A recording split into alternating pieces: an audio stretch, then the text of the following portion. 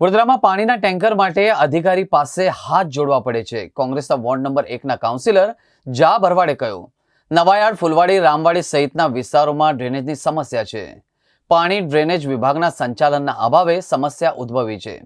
એક અઠવાડિયાથી ડ્રેનેજની સમસ્યાનું નિરાકરણ આવ્યું નથી, જેથી ટાઇફોઇડ, તાવ સહિતના રોગચાળો ફાટી નીકળ્યો છે.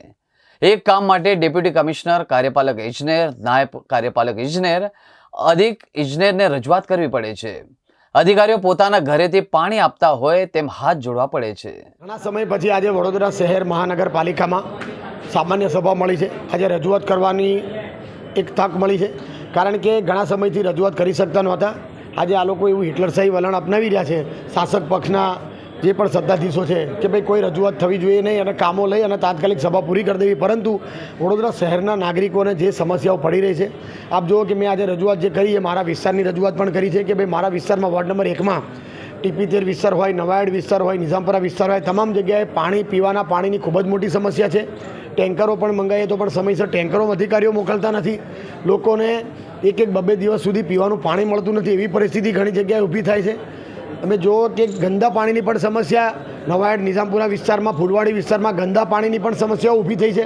કન્ટામિનેશન એટલે કે દૂષિત પાણી, ગટર મિક્સિત પાણી પણ ઘણા બધા લોકોને ત્યાં આવી રહ્યું છે. અધિકારીઓ એકબીજા પર ખો નાખે છે, એકબીજાને ખોજ આપ્યા કરે છે કે ભાઈ આ પાણી પુરવઠાવાળાનું કામ છે, આ વોર્ડવાળાનું કામ નથી. વોર્ડવાળાને કહીએ તો પાણી પુરવઠાવાળાને કહો, પાણી પુરવઠાવાળાને કહીએ તો વોર્ડવાળાને કહો. એટલે એકબીજાના સંકલનના અભાવે અમારા વિસ્તારના નાગરિકો ત્રાહિમામ પોકારી ગયા છે. સાથે સાથે ચોખ્ખું પાણી આપવાની જવાબદારી આ વડોદરા શહેર મ્યુનિસિપલ કોર્પોરેશનની છે.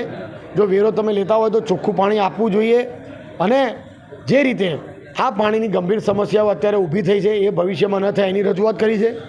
બીજું કે આપ જુઓ કે 2024માં વડોદરા શહેરમાં જે પૂર આવ્યું અને પૂર આવવાના કારણે 12થી વધુ નિર્દોષ નાગરિકોના મૃત્યુ થયા, હજારો પશુ પક્ષીઓના મૃત્યુ થયા, હજારો કરોડોનું લોકોનું આર્થિક નુકસાન થયું.